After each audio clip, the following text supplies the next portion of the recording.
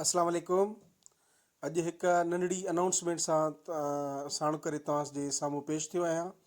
Announcement इहा आहे त मां सोचियो पिए त जेके आहिनि मॉक इम्तिहान कंडक्ट कया वञनि SST जे लाइ, या वरी जेके सिंधी लेक्चरर आहे त उन्हनि जे लाइ बि हीउ फ़ाइदेमंद आहे, या SPSC जी का बि ॿी टेस्ट आहे त उन्हनि जे लाइ हीउ मॉक इम्तिहान जेके आहिनि ॾाढा अहम आहिनि। इन मॉक इम्तिहान जे सिलसिले में पहिरियों जेको मां सोचियो आहे मॉक इम्तिहान कंडक्ट कंदुसि उहो हूंदो सिंधी जो, ऐं हिन में 50 सवाल सिंधी जा हूंदा MCQs जा, जेके तव्हांखे हल करणा हूंदा। ऐं हीअ 50 MCQs जो जेको मॉक इम्तिहान आहे इहो बिल्कुलु फ्री आहे, इन जी का बि फीस वग़ैरह न आहे, ठीकु आहे। ऐं हीअ आचर 10 मार्च 2024 ते शाम जो 5 वॻे मुंहिंजे WhatsApp ग्रुप में जेको आहे सो कंडक्ट कयो वेंदो।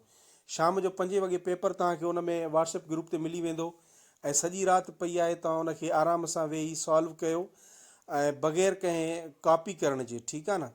ऐं जेकॾहिं सिखिणो आहे त पोइ ईअं ई करिणो आहे, इंसानु ग़लतियुनि मां सिखंदो आहे, को कॉपी करण मां न सिखंदो आहे, ठीकु आहे।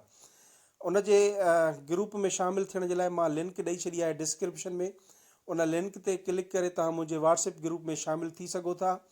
अगरि उन लिंक तव्हां कनेक्ट नथा थी सघो WhatsApp ग्रुप ते, त पोइ तव्हां हिन मुंहिंजे WhatsApp ते मैसेज करे छॾियो, जंहिंमें लिखो त सिंधी मॉक इम्तिहान में शामिलु थियण जे चाहियां थो, पोइ मां तव्हांखे उन पंहिंजे ग्रुप में ऐड करे छॾींदुसि।